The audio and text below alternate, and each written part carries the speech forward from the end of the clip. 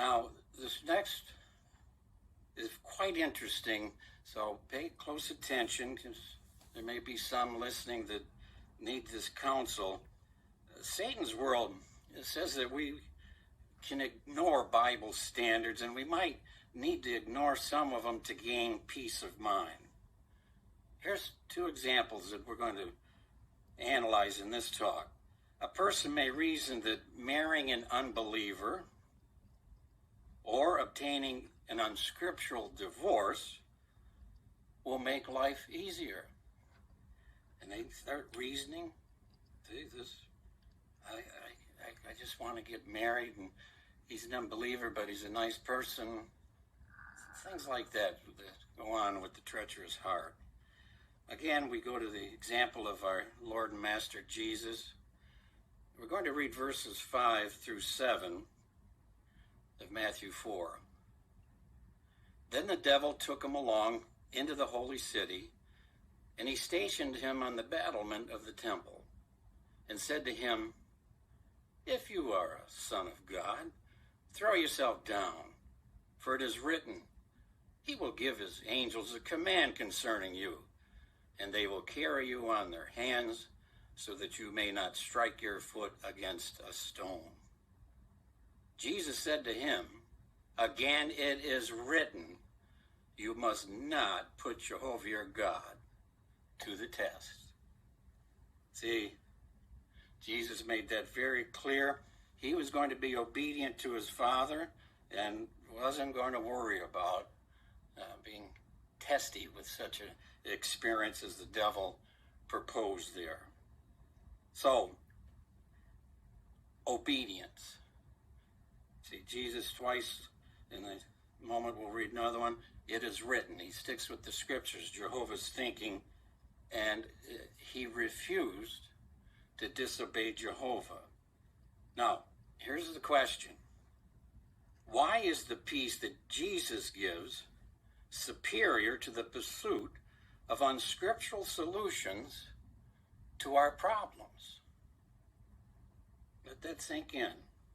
Why is the peace that Jesus gives superior to the pursuit of unscriptural solutions to our problems? For example, marrying an unbeliever. That will likely bring, and it has happened time after time, bring that person greater pain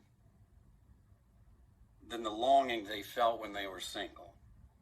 I've personally seen that all too many times in various congregations had the privilege to serve in. You see, the other one is unscriptural divorce. It often leads to immoral conduct. It certainly leads to a troubled conscience, emotional damage, and of course the loss of privileges. Now, this is very important to keep in mind. While it's true, two imperfect individuals married to each other, well, there's going to be difficulties, and there's going to be challenges, but see, stop and think about this. When you're having difficulties, don't forget that marriage is a sacred arrangement. The world totally has forgotten that. So Jehovah will strengthen both to make a success. Got to keep that in mind. Jehovah will strengthen and help so that you can succeed, because this is his sacred arrangement, and the devil has been attacking the family arrangement all through the last days of this system, and he's intensifying it as he gets closer to being thrown into the abyss. Now, in the following video, notice the results of pursuing imitation peace.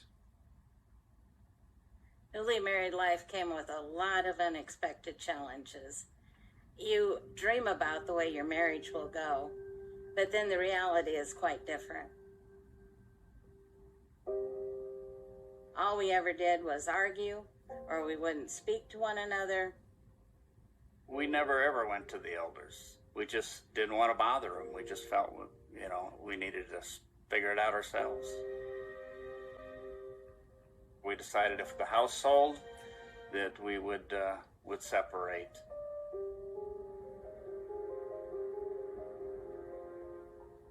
The separation wasn't a good thing because in some respects it made things worse. It did have an impact on the boys. They started acting out. They got into some trouble with the police one time. And there was a loneliness because you've gotten married and now you don't have that and you're by yourself. And the same old routine went on where you're cooking and cleaning and doing laundry and working. I felt sick to my stomach. I had a hard time getting up every morning and facing the world. At that point, I felt that I needed to have the elders help out a little bit. I did pray for Jehovah's help to direct me, and kept wondering why Jehovah wasn't really answering my prayers, but I kind of realize now that it was because we were separated. The expectations of the separation were not at all what I was thinking. I reflected on the marriage vows. I thought, this is something that we need to really work on. We need to really put forth the effort to start applying Bible principles to put Jehovah first in our life so that we can bring our marriage back into union with Jehovah. I realized that it wasn't what I wanted, it was what Jehovah wanted. There was just no other choice. Jehovah wasn't going to bless us unless we got back together. When we got back together, our marriage was still a work in progress. You can't have a perfect marriage in this world, but you can sure make it better when you put Jehovah first. We enjoyed feelings towards each other. I felt closer to Debbie. Debbie and I have been married now 48 years. Separation does not make anything better at all. If you even have an inkling of love for one another, you want to work on that and you want to make it bloom so that Jehovah can bless it. The blessings have been endless. Our children are all doing fantastic in the truth. Jehovah said, taste and see that it is good, so we've got to do that.